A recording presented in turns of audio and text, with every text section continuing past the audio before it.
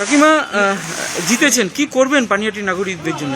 পানিহাটিবাসীকে নাগরিকদের অনেক অনেক অভিনন্দন। তারা আমাকে আশীর্বাদ করে আমাকে জিতিয়েছেন। এবার তাদের উপর আমার অনেক দায়িত্ব এবং আমি যেদিন এখন দুদিন ধরে খুব ব্যস্ত থাকবো।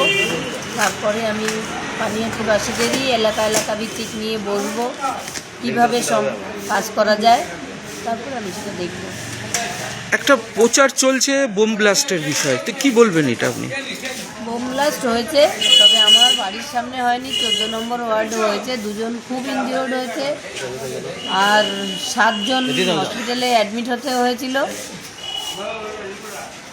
তারা এখনও 2 জন হসপিটালেই আছে। তারা কি পার্টি কর্মী আপনার? হ্যাঁ। আচ্ছা, পোস্টপোল ভাইলেন্সটা এখন চলছেই, এটা নিয়ে কি বলবেন? হঠাৎ করে রাতারাতি কেউ আবির মেখে তৃণমূল থেকে বিজেপি হয়ে গেছেন, তাই তাদের তো যদি আজকে তৃণমূল জিততো হয়তো কত মৃত্যু হতো, এটা তো হয়নি। ওরা সব ভেঙে চুরে চুরমার করে দিয়ে যেত। ওরা সেই জায়গাটা থেকে ওরা ওই আমাদের গেরুয়া আবির মেখে সেই ভাঙচুরটা করছে। কোনো আপনি প্রশাসনের সঙ্গে কি যোগাযোগ করেছেন? হ্যাঁ, আমি থানায় গিয়ে সবাইকে বলে এসেছি, সব বড়বাবুদের সঙ্গে কথা হয়েছে।